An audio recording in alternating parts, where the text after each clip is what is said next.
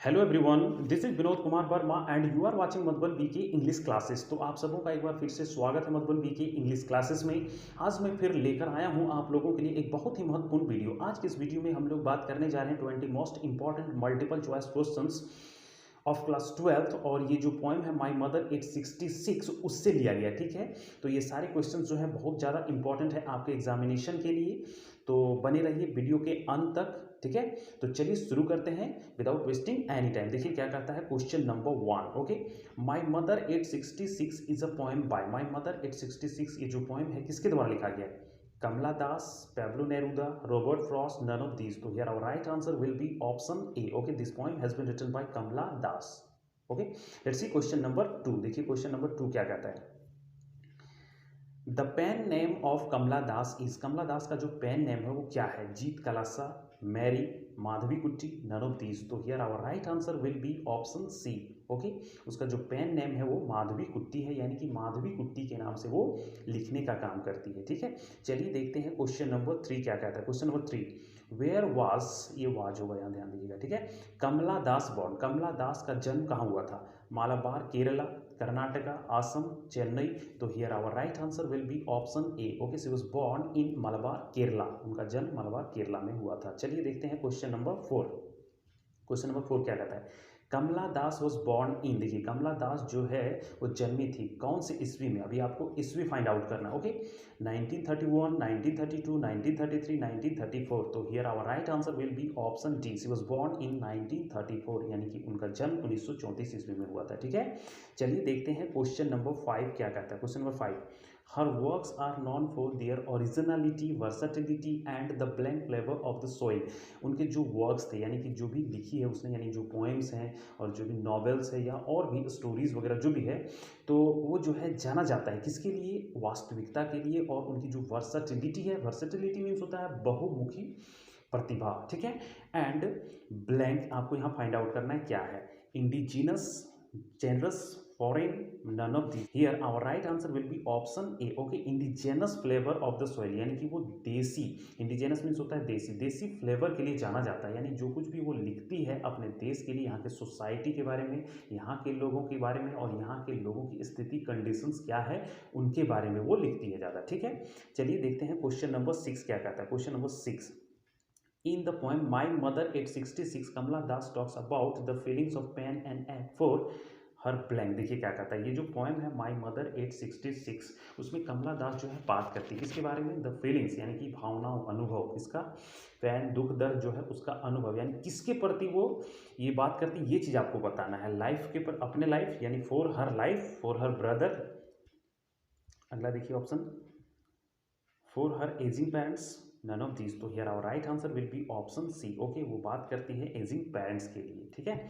चलिए देखते हैं क्वेश्चन नंबर 7 क्या कहता है। Question number 7, the whole poem is a single blank punctuated by comma. जो ये कंप्लीट पोएम है ना माई मदर 866, वो फ्रेज, क्लाउज, वर्ड, सेंटेंस, पूरा ये क्या है? पूरा सिंगल एक फ्रेज है, सिंगल क्लाउज है, सिंगल वर्ड है, सिंगल सेंटेंस। तो here our right answer will be option D. ये कंप्लीट एक सिंगल सेंटेंस है, एक ही सेंटेंस है, और वो पंक्चुएटेड, यानी कि उसको बीच बीच में ब्रेक दिया गया है कोमा के द्वारा, ठीक है। चलिए देखते हैं क्वेश्चन नंबर 8 क्या कहता है। Question number 8, okay, the poet is driving from her parents home to blank. देखिए पोइट जो है वो ड्राइव करके जा रही है कहाँ? अपने पेरेंट्स होम, अपने माता पिता के घर से कहाँ?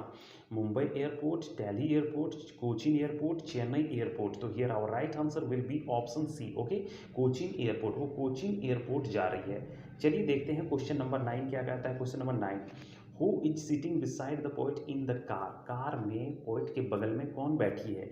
हर sister, her mother, her friend, none of these. Here our right answer will be option B, her mother. Okay, her mother is sitting beside her in the car, उसकी माँ बैठी है बगल में, उसके बगल में, ठीक है। चलिए देखते हैं क्वेश्चन नंबर 10। क्वेश्चन नंबर 10 क्या कहता है? How old was the poets mother. Poet की माँ जो है वो कितने साल की थी? 66 years old, 65 years old, 76 years old, 86 years old. So here our right answer will be option A. Okay, 66 years old is the title of the poem suggest, जैसा कि आपको पोएम के टाइटल से ही मिल जाएगा, ठीक है। चलिए देखते हैं क्वेश्चन नंबर 11 क्या कहता है। Question number 11, who was dozing in the car, car में डॉज कौन कर रही थी, यानी कि वो ऊँग रही थी, यानी कि होता है हल्का सा झपकी लेना, ठीक है, सो रही थी हल्का। The poet, her mother, her friend, none of these, तो here our right answer will be option B, okay, her mother was dozing in the car, उसकी माँ जो है वो सो रही थी, ठीक है। Let's see question number 12, the face of poets mother looks, poet की माँ जो है उसका चेहरा वो दिखता है कैसा, pale and faded grey like S, यानी कि पीला मुरझाया हुआ जो है एकदम राख के समान दिख रहा है उस तरह से। अगला ऑप्शन देखिए क्या कहता है, या सॉइल की भांति, कोल की भांति, ड्राई लीव्स की भांति, तो here our right answer will be option A, okay, ये होगा हमारा सही आंसर। चलिए देखते हैं क्वेश्चन नंबर 13 क्या कहता है। Question number 13, driving from my parents home to Cochin last Friday, this has been taken from the poem, ये जो कोटेशन है एक्सट्रैक्ट ये लिया गया है कौन से पोएम से, कीपिंग क्वाइट से, अ थिंग ऑफ ब्यूटी से, my mother at 66, none of these, तो here our right answer will be option C, okay, this quotation has been taken from the poem my mother at 66, ठीक है। चलिए देखते हैं question number 14 क्या कहता है। Question 14, who seems to be lost in her own thoughts, कौन जो है वो लगता है कि अपने ही विचारों में वो खोई हुई है, the old lady, the young lady, the rich lady, none of these, तो here our right answer will be option A, okay, the old lady, यानी कि पोइट की माँ जो है वो अपने ही विचारों में वो खोई हुई है, ठीक है। चलिए देखते हैं question number 15, who wishes to meet her old amma again, कौन जो है अपने बूढ़ी अम्मा से दोबारा मिलने की इच्छा जाहिर करती है, the poet, her friend, her mother, none of these, तो here our right answer will be option A, the poet, okay. चलिए देखते हैं क्वेश्चन नंबर 16 क्या कहता है। Question number 16, the world outside is full of life and, यानी कि बाहर की दुनिया जो है वो पूरा भरा पड़ा है लाइफ से, एंड ब्लैंक, डेथ से, कमोशन से, एक्टिविटी से, नन ऑफ दिस, तो here our right answer will be option C, ठीक है, full of life and activity होगा। चलिए देखते हैं क्वेश्चन नंबर 17 क्या कहता है। Question number 17, what seems running past, क्या चीज़ है जो पीछे दौड़ता हुआ, भागता हुआ, तेजी से भागता हुआ प्रतीत होता है, कार, बस, ट्रेन, ट्रीज, तो here our right answer will be option D, okay. जब वो कार में ड्राइव करके जा रही थी पोएट अपने माँ के साथ, तो उस समय जो है वो बाहर जब देखती है तो इसी तरह दिखाई देता है कि पेड़ जो है पीछे तेजी से भागते हुए नजर आते हैं, ठीक है। चलिए देखते हैं question number 18, the poet has compared her mother's face to, यानी पोएट ने अपनी माँ का जो फेस है उसकी तुलना की है किससे, अ लेट विंटर्स मून,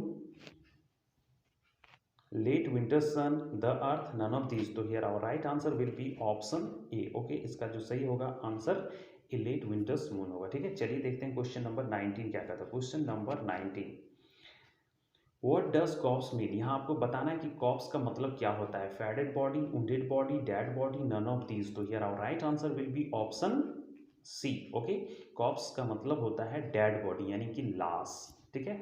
चलिए देखते हैं question number 20, all I did was a smile and smile and smile, ठीक है।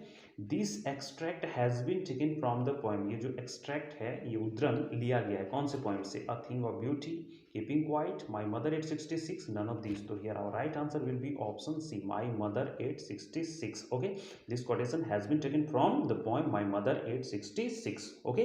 तो ये थे हमारे आज के 20 most important multiple choice questions. I hope this video will be helpful for you. So watch this video till the end and get advantage from this video. That's all for today. See you in the next video. Thanks for watching this video.